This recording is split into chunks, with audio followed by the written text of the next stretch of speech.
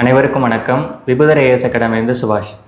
Group 4 தேர்வுக்கான லட்சியம் test batch அகாடமியில் போயிட்டுருக்குது. அதில் இன்றைக்கி நடந்த டெஸ்ட்டில் ரீசனிங்கான டாபிக் புதிர்கள் மற்றும் பகடைகள், அதுக்கான எக்ஸ்ப்ளனேஷன் வீடியோ பார்க்கலாம். முதல் கொஸ்டின், ABCDE மற்றும் F ஆகிய 6 நண்பர்கள் ஒரு விளையாட்டை விளையாடுகிறார்கள். விளையாட்டு முடிந்ததும் அனைவருக்கும் தரவரிசை கிடைக்கும். ரேங்க் பாயிண்ட்ஸ் படியோ இல்லைனா அவங்களுடைய பெர்ஃபார்மன்ஸ் படியோ ஒரு ரேங்கிங் கொடுக்குறாங்க. ஏ மற்ற 5 பேரை விட உயர் தரவரிசை பெறுகிறார். மொத்தம் 6 பேர் இருக்கிறாங்க. அந்த 6ல் ஏ மற்ற எல்லாரையும் விட உயர்ந்த தரவரிசை பெறுகிறார். அப்போ எல்லாரையும் விட ஏ தான் அதிகமான ரேங்க்கு. அடுத்து எஃப் குறைந்த தரவரிசையை பெறுகிறார். ஏற்கனவே யார் லோவஸ்ட்டாக ரேங்க் வாங்கியிருக்கிறார்? எஃப்ங்கிறவர் லோவஸ்ட்டாக ரேங்க் வாங்கியிருக்கிறார். மீதி இருக்கக்கூடிய 4 பேர் தான் நான் ப்ளேஸ் பண்ணணும். அதுக்கான ஸ்டேட்மெண்ட்ஸ் என்ன கொடுத்துருக்குறாங்க? டி ஈயை விட உயர்ந்த தரத்தை பெறுகிறார். இப்போ டிங்கிற பர்சன் ஈயை விட உயர்ந்த தரம், ஆனால் பிஐ விட குறைவாகவே பெறுகிறார். பிஐ விட குறைவாக பெறுகிறார். இது யாரை சொல்கிறாங்க? ஃபர்ஸ்ட் பர்சன் டியை தானே மென்ஷன் பண்ணியிருக்காங்க. டி தான் ஈயை விட உயர்ந்த தரம், ஆனால் பிஐ விட குறைவாக. இப்போ பி டிஐ விட அதிகமாக வாங்கியிருக்கிறாங்க. அடுத்த ஸ்டேட்மெண்ட் என்ன கொடுக்குறாங்க? சி என்பவர் பி மற்றும் இஐ விட குறைந்த தரத்தை பெறுகிறார். இப்போ சிங்கிற ஒரு பர்சன் போத் பி அண்ட் இ 2 பேரை விட குறைந்த தரம்னா இவங்களுக்கு அடுத்து தான் வருவாங்க சி அப்படிங்கிறவர். இந்த 4 பேரை நான் அப்படிங்க நான் ப்ளேஸ் பண்ணுறேன். B D E C. என்ன ஆர்டரில் நான் இதை எழுதியிருக்கிறேன்? டிசெண்டிங் ஆர்டரில் எழுதியிருக்கிறேன். அதில் இருக்கக்கூடிய அந்த 6 நண்பர்களை நான் டிசெண்டிங் ஆர்டரில் எழுதியிருக்கிறேன். இதை கேள்வி எனக்கு என்ன கேட்டிருக்காங்க? பி மற்றும் சிக்கு இடையில் எத்தனை நபர்கள் அப்படின்னு சொல்லி கேட்டிருக்காங்க. பி அண்ட் சி இந்த 2 பேருக்கு இடையில மொத்தம் எத்தனை பேர் இருக்கிறாங்க? 2 நபர்கள் இருக்கிறாங்க. ஆன்சர் 2. அடுத்த கேள்வி,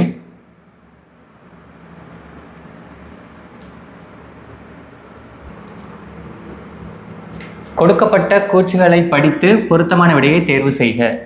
ரேங்கிங் அதே மாதிரி ஆர்டரிங் மாதிரி தான் கொஷின்ஸ் கொடுத்துருக்குறாங்க.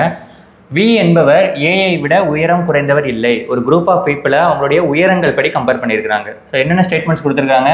வி என்பவர் ஏஐ விட உயரம் குறைந்தவர் இல்லை அப்படின்னு சொல்கிறாங்க. அப்படின்னா என்ன? வி என்பவர் ஏஐ விட உயரம் அதிகமானவர். வி கிரேட்டர் தென் ஏ. அடுத்து டி என்பவர் விஐ விட உயரம் குறைவு. விஐ விட டி உயரம் குறைவு. அடுத்து ஏ என்பவர் டி என்பவரை விட உயரம் குறைவு. இப்போ ஏ என்பவர் டி என்பவரை விட உயரம் குறைவு அப்படின்னு சொல்லியிருக்கிறாங்க. அப்போ இதை நான் கம்பைன் பண்ணி ஈக்குவேஷனாக எழுதுனா எனக்கு என்ன கிடைக்கும்? D greater than A, D greater than A, D greater than A, but D less than V. அப்போ வி, இப்போ டி ஏ 2 பேரை விட வி ரொம்ப உயரமாக இருக்கிறாரு. எனக்கு கொஸ்டின் என்ன கொடுத்துருக்காங்க? இந்த கூற்றுகளை படித்து பொருத்தமான விடையை தேர்ந்தெடுக்கவும். ஆப்ஷன்லேயுமே எனக்கு என்ன கொடுத்துருக்காங்க? ஸ்டேட்மெண்ட்ஸ் கொடுத்துருக்காங்க. டி என்பவர் ஏஐ விட உயரம் குறைவு. டி என்பவர் ஏஐ விட உயரம் குறைவா? இல்லை, ஏவை விட உயரம் அதிகம். அப்போ முதல் ஸ்டேட்மெண்ட் தப்பு. ஏ என்பவர் வி மற்றும் டிஐ விட உயரம் குறைவுன்னு சொல்லியிருக்காங்க. ஏ என்பவர் வி மற்றும் டி 2 பேரை விட உயரம் குறைவு. Yes, second statement correct. Third and fourth statement பாருங்கள். ஏ என்பவர் விஐ விட உயரமானவர். ஏ என்பவர் விஐ விட உயரமானவரா? இல்லை, ஏ தான் இருக்கிறதுலையே உயரம் குறைவு. டி என்பவர் ஏ மற்றும் விஐ விட உயரம் குறைவுன்னு கொடுத்துருக்காங்க. டி என்பவர் ஏவை விட உயரம் அதிகம், விஐ விட உயரம் குறைவு. அப்போ டிங்க மிடில் இருக்கிறாங்க. கரெக்ட் ஆப்ஷன் என்ன? Answer B. அடுத்த கேள்வி,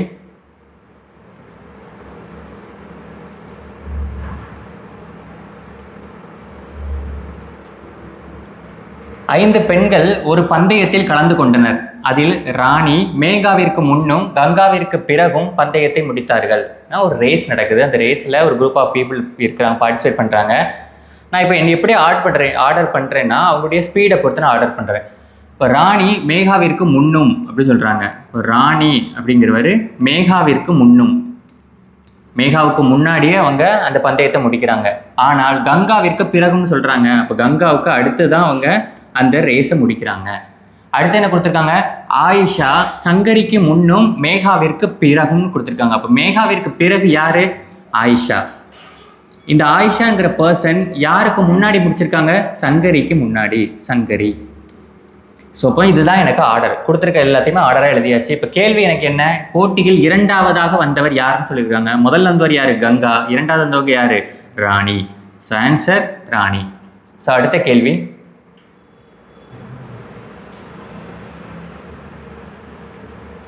48 மாணவர்கள் படிக்கும் ஒரு வகுப்பில் ஒரு மாணவன் 25வது தரவரிசை பெற்றுள்ளான். 2 புதிய மாணவர்கள் சேர்ந்த பொழுது அவனுடைய தரவரிசை 1 குறைந்தது. ஸோ இந்த வேர்டு ரொம்ப முக்கியம், 1 குறைந்தது அப்படிங்கிற வார்த்தை.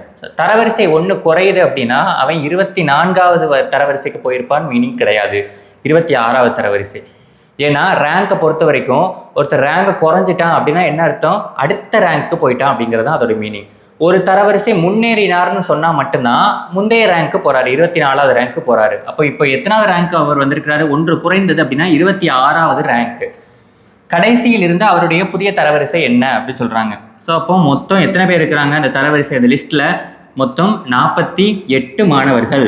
அதில் 2 புதிய மாணவர்கள் சேர்றாங்க. அப்போ மொத்தம் எத்தனை பேர் வந்துட்டாங்க, இப்போ 50 பேர் வந்துட்டாங்க. அடுத்து என்ன சொல்லியிருக்கிறாங்க, அந்த ஒரு மாணவன் 25வது தரவரிசை பெற்றுள்ளான். 2 பேர் புதுசாக சேர்ந்ததுக்கு அப்புறம் தரவரிசையை வந்து ரீரைட் பண்ணுறாங்க. அப்போ அவனுடைய தரவரிசை என்னவா மாறிடுச்சு, 1 குறைந்தது அப்படின்னா 26வது தரவரிசைக்கு போயிட்டான். இதுதான் மாணவன் 26வது தரவரிசை. இப்போ கேள்வி எனக்கு என்ன, கடைசியிலிருந்து அவனுடைய புதிய தரவரிசை என்ன அப்படின்னு சொல்லி கேட்குறாங்க.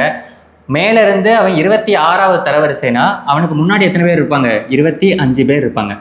அவனையும் சேர்த்து 26 பேர். அப்போ அவனுக்கு அடுத்து எத்தனை பேர் இருப்பாங்க, மீதி இருக்கக்கூடிய 24 பேர். ஏன்னா மொத்தம் எத்தனை பேர் இருக்காங்க, 50 பேர் இருக்காங்களா.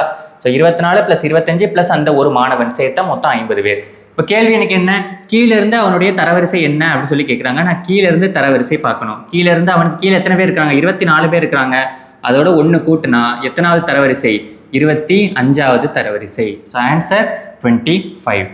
இதா. ஸோ பொதுவாக இந்த மாதிரி தரவரிசையில் எனக்கு மேலிருந்து கீழே இருந்து ஒருத்தருடைய இடம் எனக்கு தெரியும், அல்லது வந்து வலமிருந்து இடமிருந்து ஒருத்தருடைய இடம் எனக்கு தெரியும் அப்படின்னா அந்த வரிசையில் உள்ள மொத்த மாணவர்களினுடைய எண்ணிக்கை கண்டுபிடிக்கிறது எப்படி. ஸோ ஃப்ரம் டாப் மேலிருந்து, ஃப்ரம் பாட்டம் கீழிருந்து தரவரிசை ரெண்டையும் கூட்டி 1 மைனஸ் பண்ணாதான் டோட்டல் மொத்த மாணவர்கள் கிடைக்கும். இப்போ எனக்கு பாருங்கள், மொத்தம் எத்தனை மாணவர்கள் இருக்காங்க, 50 மாணவர்கள் இருக்காங்க. ஃப்ரம் டாப் மேலிருந்து அவனுடைய தரவரிசை என்ன, 25 இருந்தது, 1 குறைந்தது அப்படின்னா 26 மாறிடுச்சு, 26. ப்ளஸ் பாட்டம் கீழேருந்து தான் அவன் எத்தனாவது பர்சன் நான் கண்டுபிடிக்கணும், அந்த வேல்யூ தான் நான் கண்டுபிடிக்கணும். கீழேருந்து -1 -1 இந்த பக்கம் வந்துச்சுன்னா என்னவோ மாறிடும், +1 மாறிடும். 51 + 26 லெஃப்ட் சைடு வந்துச்சுன்னா -26 மாறிடும், ஈக்குவல் டு பாட்டம்.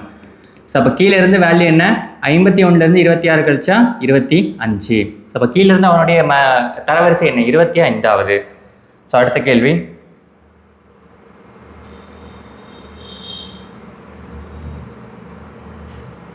ஒருத்தருடைய வயதுகளினுடைய அடிப்படையில் ஒரு குரூப் ஆஃப் பீப்புளை கம்பேர் பண்ணியிருக்கிறாங்க. சுரேஷை விட சிவா மூத்தவர். சுரேஷ்னு ஒரு பர்சன் இருக்காங்க, இந்த சுரேஷை விட சிவா மூத்தவர். அடுத்து ராஜா சுரேஷை விட மூத்தவர் அப்படின்னு சொல்கிறாங்க. இப்போ ராஜாங்கிற பர்சன் சுரேஷை விட மூத்தவர், சுரேஷ்.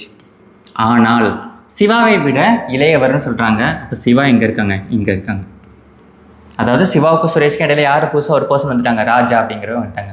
அடுத்து என்ன சொல்கிறாங்க, ஹரி சுரேஷ் இருவரையும் விட சங்கர் இளையவர் அப்படின்னு சொல்கிறாங்க.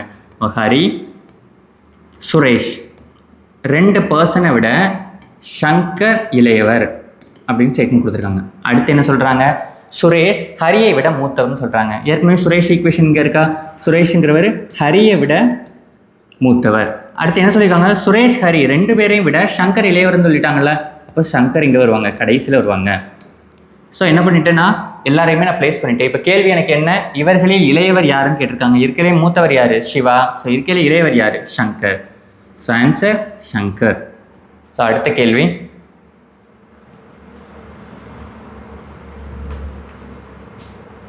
ஸோ உயரங்களை வச்சு கம்பேர் பண்ணியிருக்கிறாங்க தரவரிசை.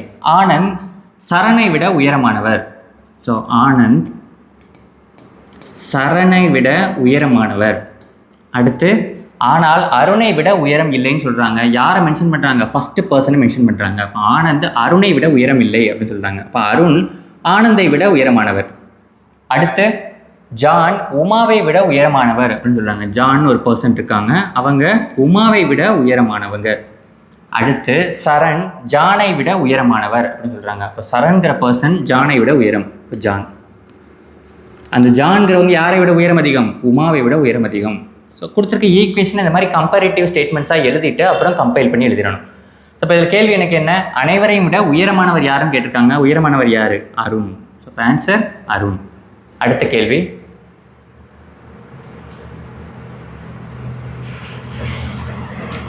ஸோ வெயிட்ஸ் வச்சு கம்பேர் பண்ணியிருக்காங்க.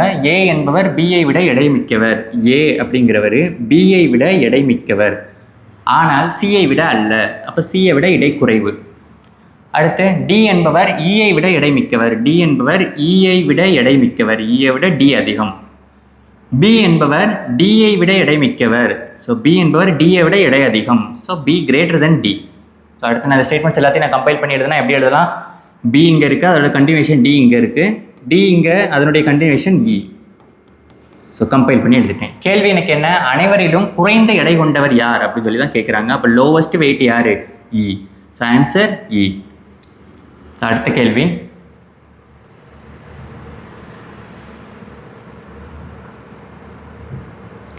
ஒரு சிறுவர்கள் வரிசையில் குமார் இடமிருந்து 15வது இடத்திலும்.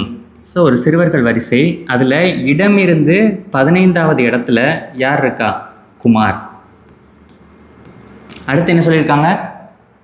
வருண் வலமிருந்து 18வது இடத்திலும். ஸோ வலமிருந்து 18வது இடத்துல யார்? வருண். இவர்கள் தங்கள் இடங்களை மாற்றிக்கொண்டால், ஸோ என்ன பண்ணுறாங்க? பிளேஸை இன்டர்சேஞ்ச் பண்ணிக்கிடுறாங்க. இடங்களை மாற்றிக்கொண்டால்னா வருண் இங்கே வந்துட்டார், குமார் இங்கே வந்துட்டாங்க, குமார் இங்கே வந்துட்டாங்க. இடங்களை மாற்றிக்கொண்டால் குமார் இடதுபுறத்திலிருந்து 13வது, இடதுபுறத்திலிருந்து எத்தனாவது ஆளாக இருக்கிறாரு? 13வது ஆளாக இருக்கிறாரு, 13th person. எனில் வரிசையில் எத்தனை சிறுவர்கள் உள்ளனர் அப்படின்னு சொல்லி இருக்கிறாங்க. ஓவராலாக எத்தனை ஸ்டூடெண்ட்ஸ் அந்த வரிசையில் எத்தனை பாய்ஸ் இருக்காங்க, சிறுவர்கள் இருக்காங்கன்னு கேட்குறாங்க. இந்த பிளேஸில் யார் இருந்தாலும், அது வருணாக இருந்தாலும் சரி, குமாராக இருந்தாலும் சரி, யார் இருந்தாலும் அந்த பொசிஷன்கிறது வலதுபுறத்திலிருந்து எத்தனாவதாக இருக்குது? 18வதாக இருக்குது. இடதுபுறத்துலேருந்து எத்தனாவதாக இருக்குது? 13வதாக இருக்குது. ஸோ அப்போ வலது இடது எனக்கு தெரிஞ்சிச்சுன்னா மொத்தம் கண்டுபிடிச்சிடலாமா? ஸோ அப்போ வரிசையில் மொத்தம் எத்தனை பேர் இருக்காங்க அப்படிங்கிறது வலதுபுறத்திலிருந்து கூட்டல் இடதுபுறத்திலிருந்து ரெண்டையும் கூட்டி -1 பண்ணுனா எனக்கு என்ன கிடச்சிரும்? மொத்தம் எத்தனையும் கிடச்சிரும். ஸோ அப்போ வலதுபுறத்துலேருந்து எத்தனை பேர் எத்தனாவது இடத்துல இருக்காங்க? 18வது இடத்துல இருக்காங்க. இடதுபுறத்துலேருந்து எத்தனாவது இருக்காங்க? இந்த பொசிஷன் 13வது இடத்துல இருக்கிறாங்க, -1. So 31 -1 answer 30. ஸோ இடத்தை இன்டர்சேஞ்ச் பண்ணிக்கிடுறாங்க. இன்டர்சேஞ்ச் பண்ணதுக்கப்புறம் இந்த மாதிரி பொதுவாக பர்சன்ஸ் இன்டர்சேஞ்ச் பண்ணிக்கிறாங்க அப்படின்னு சொல்லி கொஸ்டின் கொடுத்துருக்காங்க அப்படின்னா அதில் யாராவது ஒருத்தருடைய வலது இடது பொசிஷன் எனக்கு கண்டிப்பாக தெரிஞ்சிடும். இப்போ குமாருங்கிற பர்சன் இங்கே வந்துட்டாங்க அப்படின்னா குமார் இடமிருந்து 13வது ஆள்னு சொல்லியிருக்கிறாங்க. இந்த பொசிஷனில் தானே வருண் இருந்தார். அந்த பொசிஷன்கிறது எங்கே இருக்குது? வலதுபுறத்துலேருந்து 18வது. அப்போ இந்த இடத்துல யார் இருந்தாலும் அவங்க வலதுபுறத்துலேருந்து 18வது ஆளாக இருப்பாங்க, இடதுபுறத்துலேருந்து 13வது ஆளாக இருப்பாங்க. அப்போ மொத்த மாணவர்களுடைய எண்ணிக்கை 18 + 13 -1 ஆன்சர் 30. அடுத்த கேள்வி,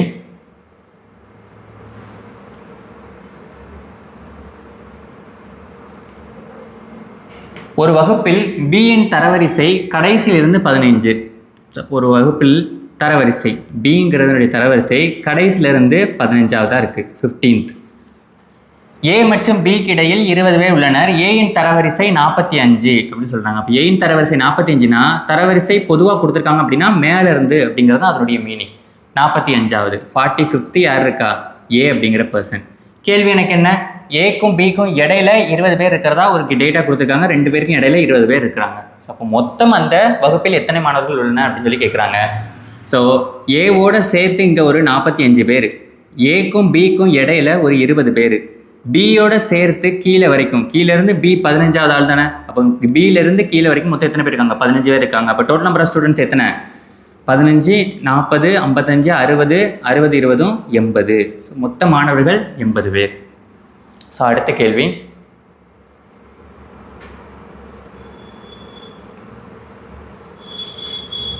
ஒரு வகுப்பில் 120 மாணவர்கள் உள்ளனர்.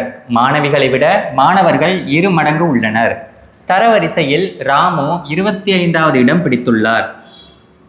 25வது இடம்னா மேலிருந்து 25வது இடத்துல யார் இருக்கா? ராமு. ராமுவை விட 10 பெண்கள் தரவரிசையில் முன் உள்ளனர். அதாவது மாணவிகள் 10 மாணவிகள் முன்னாடி இருக்கிறாங்க. அவங்களுடைய ரேங்க் ராமுவுக்கு முன்னாடியே 10 கேர்ள்ஸ் இருக்கிறாங்க. எனில் தரவரிசையில் ராமுவுக்கு கீழ் எத்தனை மாணவர்கள் உள்ளனர்? பாய்ஸ் தான் கேட்டிருக்காங்க. எத்தனை மாணவர்கள் இருக்காங்க அப்படிங்கிறதான் கேட்டிருக்காங்க. மாணவர்கள் மாணவிகள் 2 கொடுத்துருக்குறாங்க. ஸோ மொத்தம் 120 மாணவர்கள். இதில் பாய்ஸு கேர்ள்ஸ் மொத்தம் எத்தனை பேருங்கிறத நான் கண்டுபிடிக்கணும்.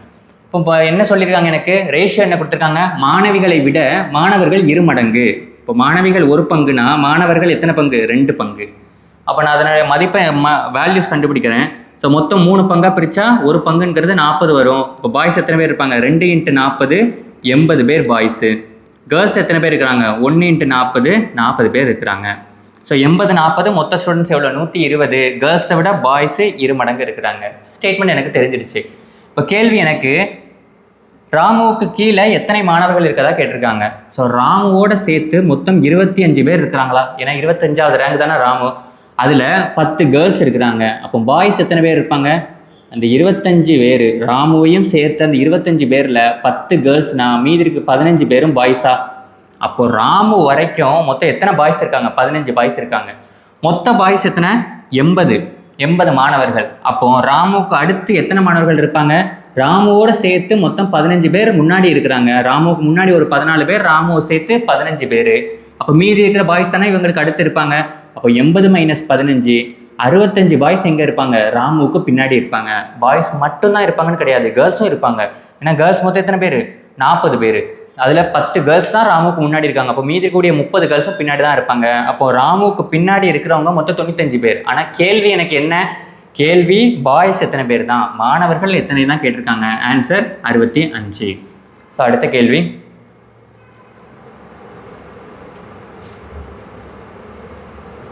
ஒரு வரிசையில் சீதா முன்னிருந்து 7வது இடத்திலும் ஃபாத்திமா பின்முனையிலிருந்து 8வது இடத்திலும் இருக்கிறார்கள் சொல்லியிருக்காங்க.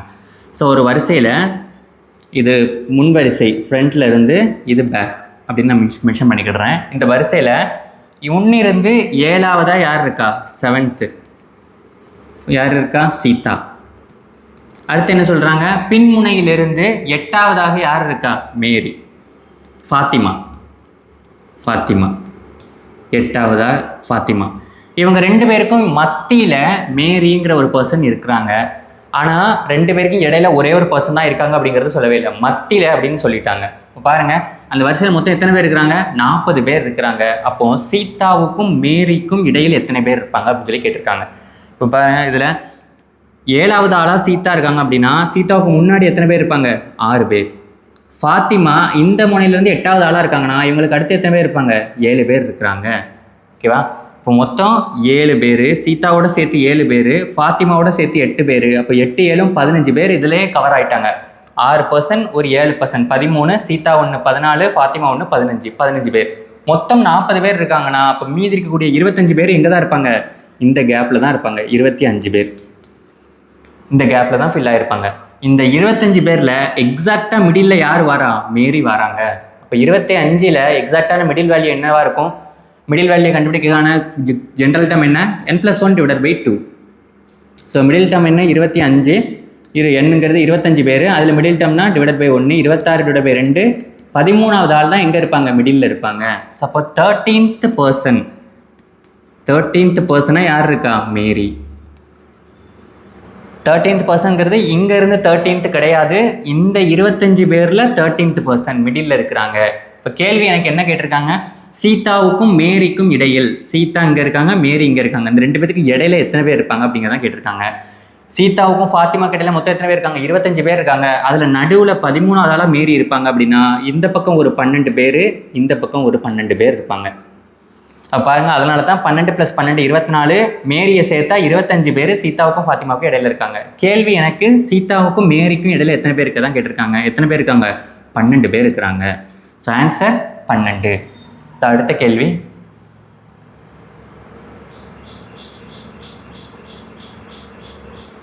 ஒரு வகுப்பில் X மாணவர்கள் உள்ளனர். ராஜன் முதலிடத்திலிருந்து 42வது இடத்தில் உள்ளார். சரணின் தரவரிசை கீழிருந்து 19. ராஜன் மற்றும் சரணுக்கு இடையே 29 மாணவர்கள் உள்ளனர் எனில் எக்ஸின் மதிப்பை காண்க. ஸோ சிம்பிளான கொஸ்டின் தான். ஒரு தரவரிசையில் ராஜன் முதலிடத்திலிருந்து எத்தனாவது, 42வது இடம் ராஜன்.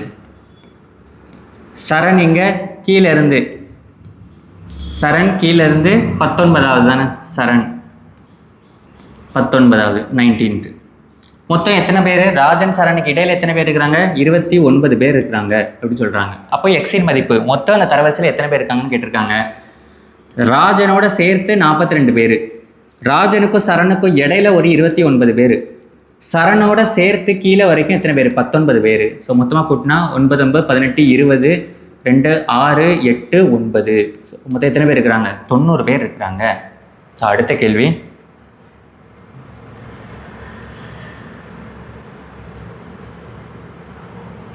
ரீனாவுக்கு சுனிதாவை விட 2 மடங்கு வயது. ஸோ ரீனா, சுனிதா. ரீனாவுக்கு சுனிதாவை விட 2 மடங்கு. சுனிதா 1 பங்குனா ரீனா 2 பங்கு. கேள்வி எனக்கு என்ன? 3 ஆண்டுகளுக்கு முன்பு அவள் சுனிதாவை விட 3 மடங்கு. 3 ஆண்டுகளுக்கு முன்னு ரேஷியோ என்னவா இருக்குது? 3:1. சுனிதாவை விட 3 மடங்கு இருந்திருக்கிறாங்க. எனில் ரீனாவுக்கு இப்பொழுது என்ன வயசு அப்படின்னு சொல்லி கேட்டிருக்காங்க. என்ன வயது அப்படின்னு சொல்லி கேட்டிருக்காங்க. ஸோ இந்த கொஸ்டின் எப்படி சால்வ் பண்ணுறது? கன்வென்ஷனலாக ஈக்குவேஷனாக எழுதுறீங்க அப்படின்னா, இப்போ எனக்கு தற்போதைய வயது தான் கேட்டிருக்காங்க. இது தற்போது, இது 3 ஆண்டுகளுக்கு முன்பா? 3 ஆண்டுகளுக்கு முன்பு. அதில் வந்து நான் ஈக்குவேஷன் எழுதுனா பொதுவாக ரேஷியோலேருந்து வேல்யூ எடுக்கும்போது எப்படி எடுக்கணும்? இன் டர்ம்ஸ் ஆஃப் எக்ஸில் எடுக்கணும். 2x 1x.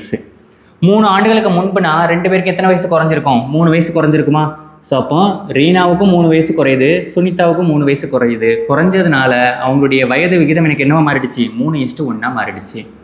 இப்போ கிராஸ் மல்டிப்ளை பண்ணால் எக்ஸோட வேல்யூ கிடைச்சிடும். ஸோ 1 அங்கே மல்டிப்ளை பண்ணால் 2x - 3. 3 அங்கே மல்டிப்ளை பண்ணால் 3x - 9.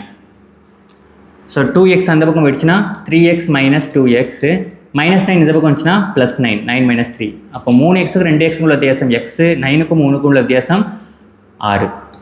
அப்போ எக்ஸோட வேல்யூ என்ன கிடைக்கும் எனக்கு? 6.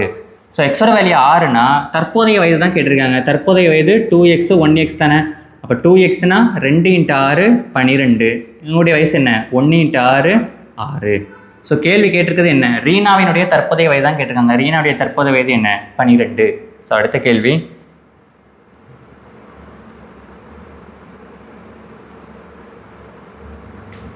இருபத்தி 1 வயதான மாணிக்கத்தின் வயது.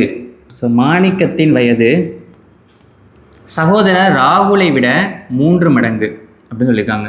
அப்போது ராகுல் 1 பங்குனா மாணிக்க எத்தனை பங்கு? 3 பங்கு. அதில் எனக்கு மாணிக்கத்தினுடைய வயது கொடுத்துட்டாங்க. எத்தனை? 21ன்னு கொடுத்துட்டாங்க.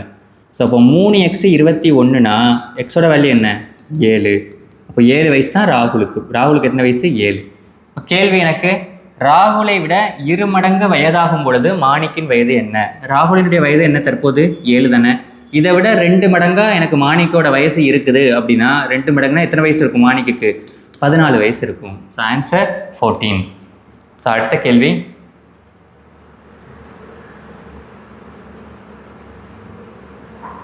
ஐந்து குழந்தைகள் வரிசையாக அமர்ந்துள்ளனர். Seating arrangement.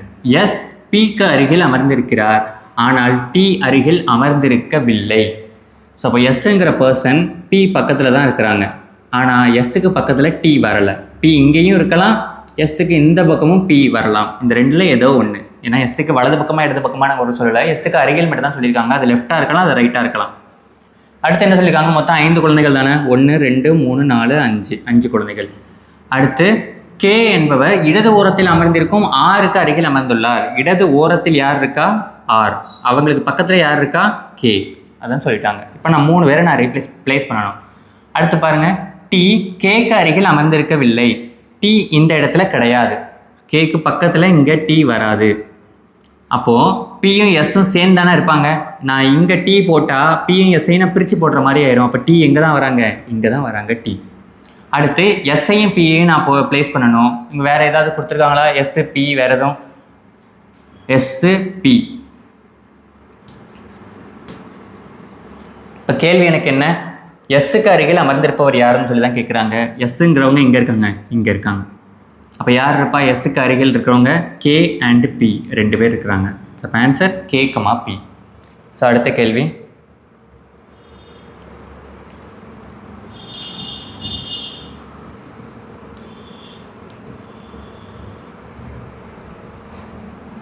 எண் 3க்கு எதிர்பக்கத்தில் எந்த எண் உள்ளதுன்னு கேட்குறாங்க. Dies question. ஸோ பொதுவாக டைஸை பொறுத்த வரைக்கும் டைஸில் சால்வ் பண்ணுறதுக்கு ஒரு 4 ரூல் நம்ம ஃபாலோ பண்ணுவோம். அதில் ஒரு நம்பருக்கு எதிர்பக்கத்தில் என்ன நம்பர் இருக்குதுன்னு கண்டுபிடிக்கிறதுக்காக நம்ம பண்ண வேண்டிய கேம் என்ன? ஸோ கொஸ்டினில் அந்த கொடுத்துருக்கக்கூடிய பொசிஷன்ஸில் ஒரு நம்பர் பொதுவாக இருக்கிற மாதிரி ஏதாவது 2 பொசிஷன் சூஸ் பண்ணிட்டா ஒவ்வொரு நம்பருக்கும் ஆப்போசிட்டில் என்ன இருக்குன்னு நல்லா கண்டுபிடிச்சிட முடியும். இப்போ இதில் வந்து இந்த பொசிஷன் பாருங்கள், இது இந்த ரெண்டுலேயுமே வந்து எது காமனாக இருக்குது, 4 3 4 3 காமனாக இருக்குது. ஸோ இந்த பொசிஷன்லையும் பாருங்கள் 3 மட்டும் பொதுவாக இருக்குது. ஸோ அப்போ ஒரு நம்பர் பொதுவாக இருந்துச்சுன்னா என்ன செய்யணும், டைஸை கிளாக் வைஸில் ரொட்டேட் பண்ணி அதனுடைய எதிர்பக்கங்களை கண்டுபிடிச்சிடலாம். 3லேருந்து கிளாக் வைஸில் இங்கே என்ன இருக்குது 5, இங்கே 3லேருந்து கிளாக் வைஸில் என்ன இருக்குது 2. ஸோ அப்போ 5 2 எதிர்பக்கத்தில் இருக்குது. அடுத்த கிளாக் வைஸில் என்ன இருக்குது 4, அடுத்து இங்கே கிளாக் வைஸில் என்ன இருக்குது 1. அப்போ 4 1 எதிர்பக்கத்தில் இருக்குது. அப்போ விட்டு போன நம்பர் என்ன, இந்த டைஸ் பொசிஷனில் தெரியாத நம்பர் என்ன 6. அப்போ 3க்கு எதிர்பக்கத்தில் என்ன தான் இருக்குது 6. கேள்வி எனக்கு 3க்கு எதிர்பக்கத்தில் தான் கேட்டிருக்காங்க.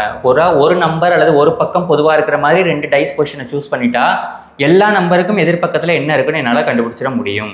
ஸோ அடுத்த கேள்வி,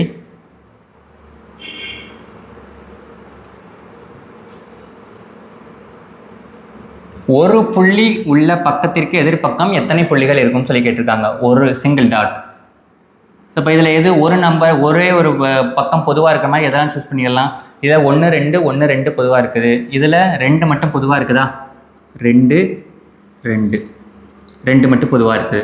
இப்போ இதுலேருந்து கிளாக் வைஸில் பார்த்தா ஒரு புள்ளி, சாரி இங்கே வந்து 2 பக்கங்கள் பொதுவாக இருக்குது, 5 பொதுவாக தானே இருக்குது, 2 5 பொதுவாக இருக்குது. 2 பக்கங்கள் பொதுவாக இருக்கிற மாதிரி பொசிஷன்ஸ் இருந்துச்சுன்னா அந்த 2 பக்கங்களை தவிர்த்த மீதி இருக்கக்கூடிய பக்கங்கள் ஒன்றுக்கு ஒன்று எதிர்பக்கத்தில் இருக்கும் அப்படிங்கிறதான ரூல்.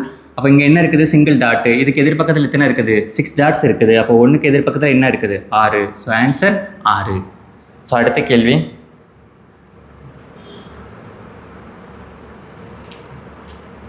எண் 4ற்கு எதிர்பக்கத்தில் எந்த எண் உள்ளது. ஸோ ஒரு நம்பர் பொதுவாக இருக்கிற மாதிரி சூஸ் பண்ணினா 2 4. ஸோ 2 4 3 4 3 4.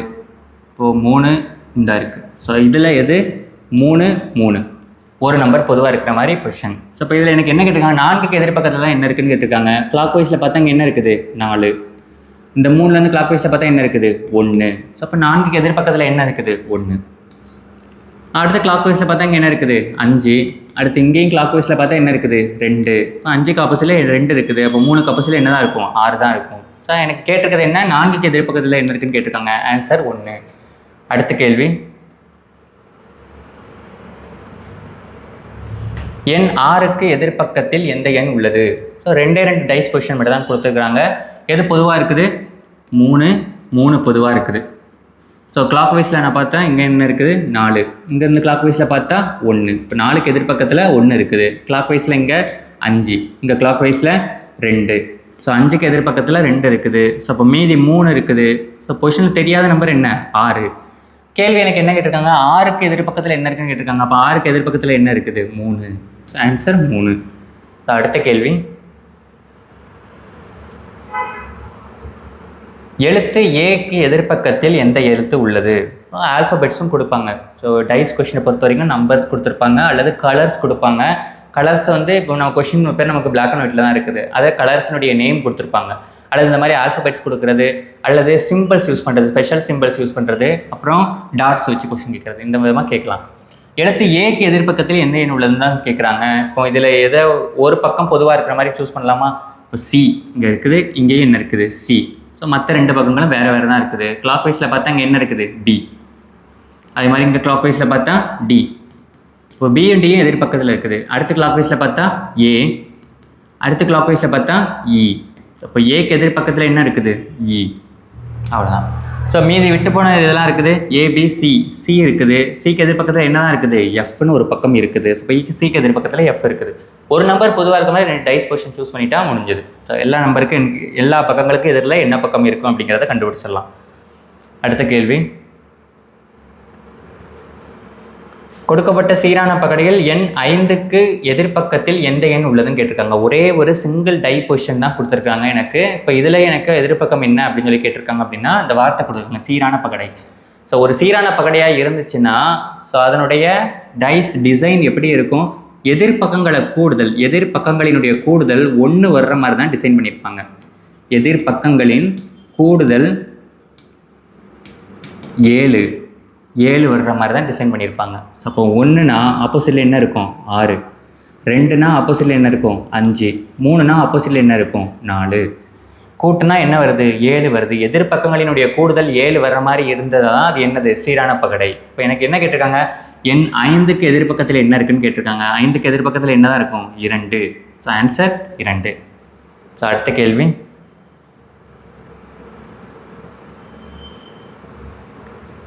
ஸோ அட் என்று குறியிடப்பட்ட பக்கத்திற்கு எதிர்பக்கம் என்ன வரும்னு சொல்லி கேட்டிருக்காங்க. அட் இங்கே இருக்குது, இங்கேயும் அட் இருக்குது, வேறு இங்கே இருக்குது இல்லை. ஸோ அண்டு பர்சன்டேஜ் இங்கே இருக்குது, இங்கே 2 டைப்ஸ் பொசிஷன் எனக்கு சேமாக இருக்க மாதிரி என்ன பண்ணலாம்? அட்டு பர்சன்டேஜ் ஹேஷ், அப்புறம் இங்கேயும் பர்சன்டேஜ் ஹேஷ். 2 பக்கங்கள் பொதுவாக இருக்க மாதிரி சூஸ் பண்ணேன். அந்த 2 பக்கங்களை தவிர்த்த மற்ற பக்கங்கள் எனக்கு ஆப்போசிட் சைடில் இருக்குமா? அப்போ இங்கே என்ன இருக்குது? அட்டு. அப்போ இதுக்கு எதிர்பக்கத்தில் என்ன தான் இருக்கும்? ஆண்ட் இருக்கும். ஸோ அப்போ அட்டுக்கு எதிர்பக்கத்தில் என்ன இருக்குது? ஆண்ட். கேள்வி எனக்கு என்ன கேட்டிருக்காங்க? அட்குறியிடப்பட்ட பக்கத்திற்கு எதிர்பக்கம் என்ன இருக்குன்னு தான் கேட்டிருக்காங்க. Answer and. ஸோ அடுத்த கேள்வி,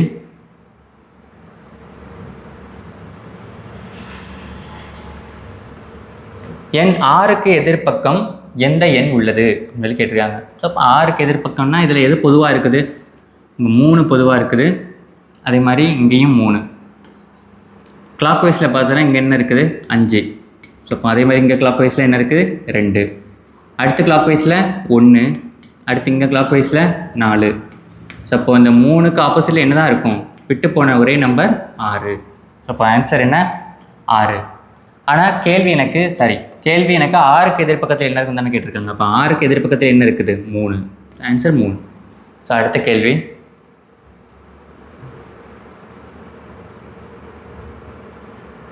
கொடுக்கப்பட்ட வலையமைப்பை கொண்டு ஒரு பகடை உருவாக்கப்பட்டால் 6 என்ற எண்ணுக்கு எதிர்பக்கம் வரக்கூடிய எண் எது அப்படின்னு சொல்லி கேட்டிருக்காங்க. ஒரு பகடைக்கான வலையமைப்பு கொடுத்துருக்காங்க. இந்த வலையமைப்பை நான் வந்து ஃபோல்டு பண்ணினா எனக்கு என்ன கிடைக்கும்? ஒரு கியூப் ஃபார்ம் ஆகும். அந்த கியூப் தான் டைஸ். அதில் ஒவ்வொரு பக்கத்துக்கு என்ன கொடுத்துருக்காங்க? எண்கள் கொடுத்துருக்காங்க. இதை சால்வ் பண்ணும்போது என்ன செய்யணும்னா, எனக்கு 3 பக்கங்கள் எனக்கு அடுத்தடுத்து வர்ற மாதிரி, இந்த மாதிரி எப்படி இருந்தால் எனக்கு ஹரிசாண்டலாக இருந்தால் சரி, வெர்டிக்கலாக இருந்தால் சரி, எப்போதும் இந்த ஒன்று விட்ட இது பக்கங்கள் எல்லாமே ஒன்றுக்கு ஒன்று எதிரில் இருக்கும். 3 இருந்தாலும் சரி, இப்போ 4 இருக்குது அப்படின்னா 1 2 3 4 அப்படின்னா இந்த ஒன்று விட்ட பக்கங்கள் எதிரில் இருக்கும், இந்த ஒன்று விட்ட பக்கங்கள் எதிரில் இருக்கும். அப்போ இதே நான் ரூலை நான் அங்கே ஃபாலோ பண்ணுறேன். இங்கே தொடர்ந்து இங்கே எனக்கு 4 இருக்குது. இப்போ 1க்கு ஆப்போசிட்டில் என்ன தான் இருக்குது? 4. 1 ஆப்போசிட்டில் 4 இருக்குது. இப்போ இங்கே பார்த்தோம்னா 3க்கு ஆப்போசிட்டில் என்ன இருக்குது? 6. 3க்கு ஆப்போசிட்டில் 6. அப்போ மீதி இருக்கக்கூடியது என்ன? 2ம் 5ம் எதிர்பக்கத்தில் இருக்குது. கேள்வி எனக்கு 6 என்ற எண்ணுக்கு எதிர்பக்கத்தில் தான் என்ன வரும்னு கேட்டிருக்காங்க. ஆன்சர் என்ன? 3. ஆன்சர் 3. அடுத்த கேள்வி,